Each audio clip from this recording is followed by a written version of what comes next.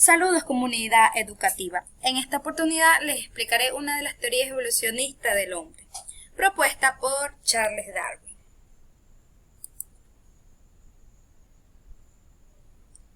Pues bien, ¿quién fue Charles Darwin? Charles Robert Darwin fue un naturalista británico del siglo XIX y falleció el 19 de abril de 1882.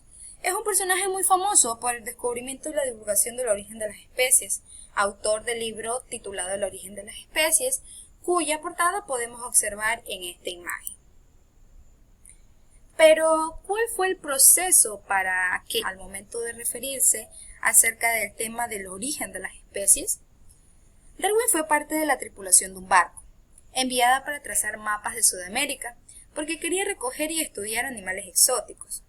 Este viaje duró 5 años. En las escalas que hizo, tuvo una parada en Argentina, donde encontró fósiles de lo que parecían armadillos o perezosos gigantes. De la misma manera, tuvo una parada en la isla de procedencia, pensando que formaban grupos homogéneos, pero una vez que llegó a tierra, específicamente a Londres, estudiaron dichas muestras. El ornitólogo John Gall y el anatomista Richard Hodgman fueron quienes le aseguraron en 1837 que en cada grupo habían especies distintas.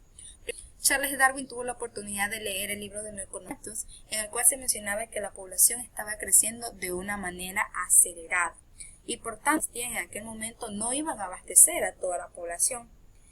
Escribir y publicar el libro de El origen de las especies no fue un proceso muy rápido, más bien llevó más de 20 años, por el temor de los prejuicios de la sociedad. Charles le temía esto, ya que en su viaje él era totalmente fijista, como cualquier otro creyente devoto, pero al conocer acerca de estas especies cambió su manera de pensar, y era conservadora y tenía muy por delante la idea de que Dios era el único creador de todo lo que había en la tierra. Entonces, ¿cuáles fueron o cuáles son los postulados acerca de la teoría de Charles Darwin? Estos postulados se pueden dividir en dos bloques teóricos. El primero hace mención a la descendencia con modificación de los individuos. El segundo, a la selección natural de los individuos. En el primer postulado se puede mencionar que todos los seres humanos vivos han evolucionado desde uno o pocos tipos simples de organismos, es decir, que desde una base este proceso de evolución ha tenido su inicio y por eso es que se ha podido identificar como tal a cada especie con sus distintas características que presentan como evolución.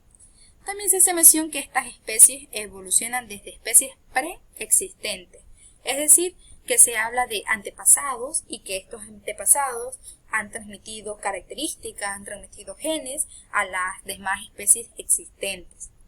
También se menciona que esta aparición de especies es gradual, por tanto toma mucho tiempo, no es cuestión de días, de meses, sino más bien de décadas. También se hace mención que los taxones, es decir, los grupos de especies o las clasificaciones de especies superiores, evolucionan de la misma manera que los humanos, es decir, tanto individuos como especies humanas manejan este mismo mecanismo de evolución. Y también dice que la extensión es el resultado de la competencia interespecífica.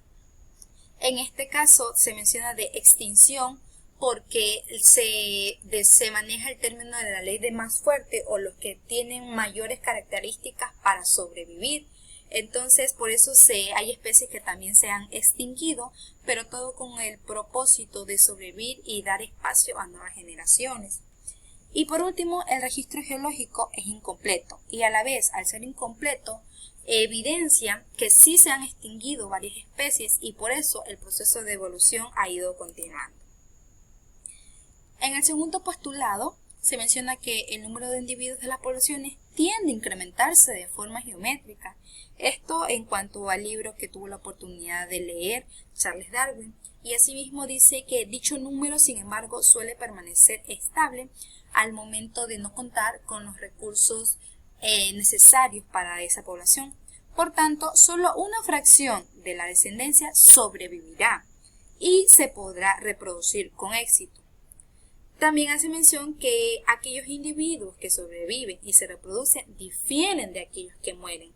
Es decir, a la vez que mantienen ciertas características, también se muestran diferencias porque van teniendo nuevos avances. La probabilidad de sobrevivir y reproducirse de los individuos determinará qué variaciones serán las que perpetúen en la especie. Es decir, depende qué tantos individuos de una especie sobrevivan y se puedan mezclar con otros, podrán resultar nuevas combinaciones y asimismo se podrán establecer o definir nuevas mejoras en cada especie. Y por último, en este postulado nos menciona que la selección natural resulta en la acumulación de caracteres heredables. Esto en cuanto a los genes y la herencia que transmite cada antepasado. Ahora bien, ¿qué explicaciones brinda esta teoría? Podemos mencionar que esta teoría denomina el proceso de evolución como continuo, como gradual y como de larga duración. A su vez, menciona que las transformaciones se presentan en sucesivas generaciones.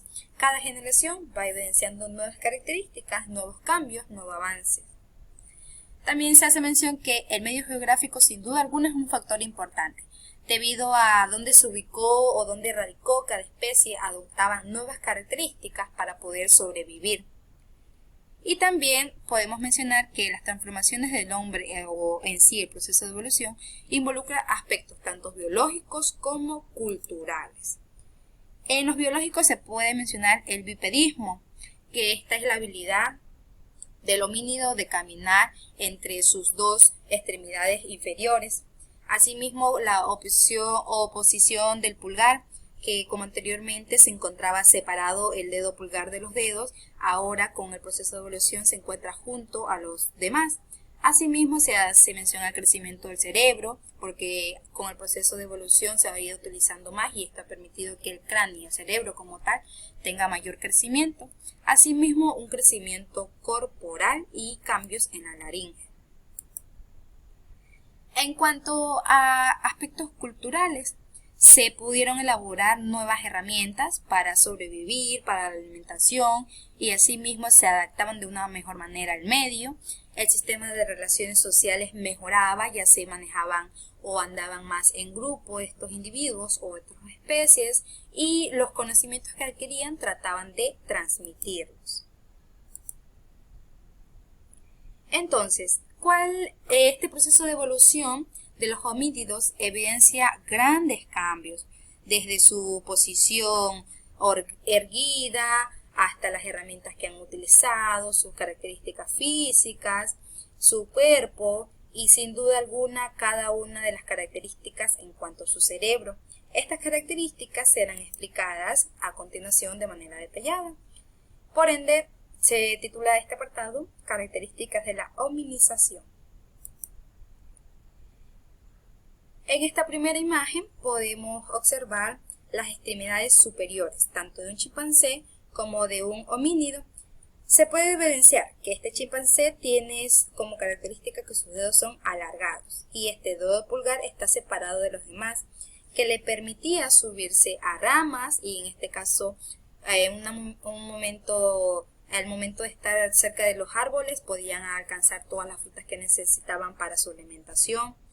Asimismo, se puede evidenciar que en el homínido sus dedos ya son más cortos. Este dedo pulgar se encuentra un poco más cerca de los demás dedos y también se puede evidenciar que la mano se demuestra como más ancha en la parte plana. Y por otro lado tenemos la capacidad craneal, que en un principio se demuestra tiene un tamaño pequeño, pero a medida que este proceso de evolución ha tenido mayor surgimiento, ha crecido. ¿Por qué? Porque el ser humano como tal ha utilizado más su cerebro, ha pensado, ha creado, ha desarrollado nuevos instrumentos y esto ha permitido que su cráneo tenga mayor crecimiento. Y también hablamos del estrechamiento de pelvis. Aquí contemplamos la pelvis de un chimpancé y por un lado la de un humano. Se evidencia que la del chimpancé es diferente a la del humano porque aquí se ya permitía que el feto como tal durara mayor tiempo en el vientre de la madre y durante todo este tiempo podía desarrollar habilidades de lenguaje, habilidades de pensamiento, y al momento de nacer podía comprender y desarrollar nuevas herramientas como tal para la supervivencia. Ahora hablaremos de las extremidades inferiores, que al igual que de las superiores, el dedo pulgar se separa de los demás porque también con estas extremidades inferiores podían subir a los árboles y sobrevivir al momento de consumir cada uno de sus alimentos. En cambio, en el homínido, este dedo pulgar ya se encuentra junto a los demás, dándole una uniformidad, y esto permitía que poder sostener la columna vertebral, y esta misma columna vertebral adquirió una forma de S, y al tener esa forma ya podía sostener el cráneo como tal, la cabeza, y podía desarrollarse todos esos pensamientos, y a su vez el tamaño del cerebro podía ser sostenido por el cuerpo humano. A manera de conclusión, Charles Darwin logró explicarnos y sobre todo evidenciarnos que la evolución de las especies se daría a consecuencia de una serie y lentos cambios graduales ayudados por la selección natural sobre los individuos, porque sin duda alguna las evidencias que nos mostró, y cabe recalcar que Charles Darwin inició con la investigación de los pisones en cuanto al crecimiento de su cabeza, el crecimiento de su pico, y posterior a ello lo relacionó con los chimpancés para explicarnos el origen del humano, permitió que actualmente comprendamos cuál ha sido ese proceso de evolución y por qué se dio ese proceso de evolución. También nos ha podido dar a entender que no es un proceso inmediato, sino que tiene un determinado tiempo para poder evidenciar aquel proceso de evolución. También podemos mencionar que la evolución humana u hominización es el proceso de la evolución biológica. ¿Por qué biológica? Porque sin duda alguna sí se transmiten genes al paso de cada especie o de cada generación, y por eso hasta la actualidad se habla o se toma en cuenta el tema de los ancestros. Gracias a la teoría de Darwin y a las leyes de Mendel conocido como el padre de la genética, ya que logró establecer qué resultados se establecían de la combinación de varias especies y a su vez qué genes se transmitían y por qué, le dio mejores bases al momento de referirse a la teoría de Charles Darwin, ya que se compaginaba y explicaba esta teoría. Por ello, actualmente hay una explicación sólida sobre el origen evolutivo de la humanidad. De esta manera les presento la bibliografía utilizada para esta presentación y será hasta una próxima oportunidad.